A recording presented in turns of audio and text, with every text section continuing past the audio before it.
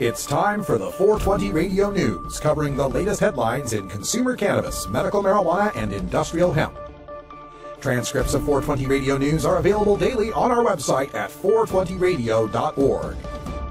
Now, here's Russ Belville with your marijuana headlines in 4 minutes and 20 seconds. This is your 420 Radio News for Wednesday, December 3rd, 2014. House Republicans are fighting to roll back the District of Columbia's recently passed marijuana legalization initiative. Republicans are insisting on including a provision in an omnibus spending bill that would ban the district from using local funds to carry out the legalization measure, which was passed overwhelmingly by ballot initiative in November. House Appropriations Committee Chairman Harold Rogers has been a vehement opponent to relaxing drug laws, animated by the spread of methamphetamine and prescription drug use in his home state of Kentucky. The White House said in a policy statement released after the House passed the Financial Services and General Government bill that it, quote, strongly opposes, end quote, any efforts to direct how the district enforces its laws. But if Republicans make the proposal central to their demands, it remains uncertain how hard Democrats will fight to keep it from becoming law. More than 400 medical marijuana dispensaries in the city of Los Angeles have been closed, and Los Angeles City Attorney Mike Feuer says he is now taking aim against the creator of a pot delivery app. Officials say the Los Angeles City Attorney's Office has filed more than 200 criminal cases against 743 defendants, including both dispensary operators and property owners, effectively closing 402 medical marijuana dispensaries in the 17 months since Feuer took office. Nest Drop, an application also used for alcohol deliveries, announced in October that it planned to expand into medical marijuana delivery. That started in mid-November, Feuer said.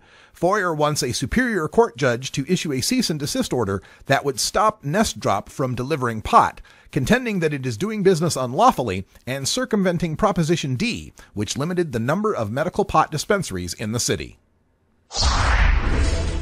The clock is ticking on the state's first decisions concerning the licensing of medical marijuana in Illinois.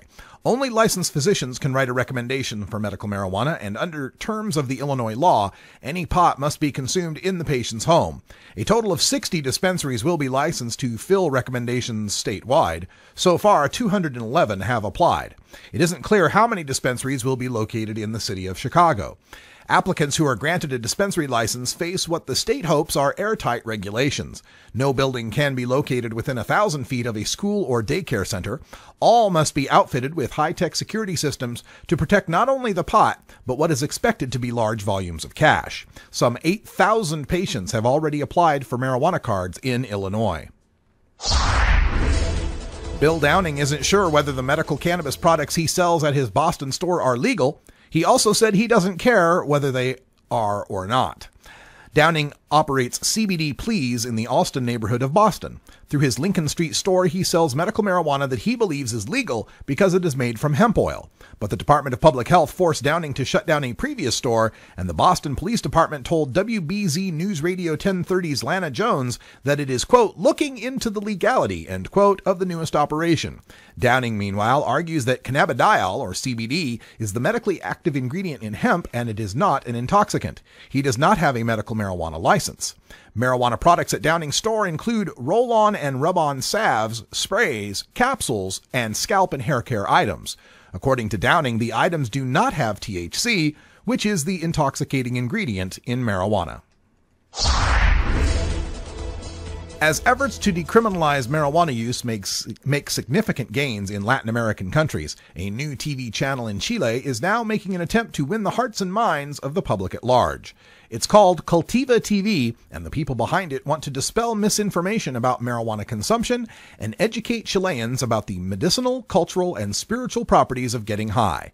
Although public opinion has rallied in favor of its medicinal uses, people in Chile, including politicians, fear that legalizing medicinal marijuana will cause an increase in its illegal recreational use.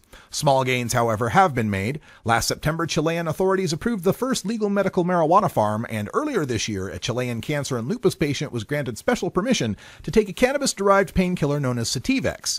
Laws regulating drugs in Chile do not penalize personal cannabis use in a private setting, although they do outlaw growing the plant.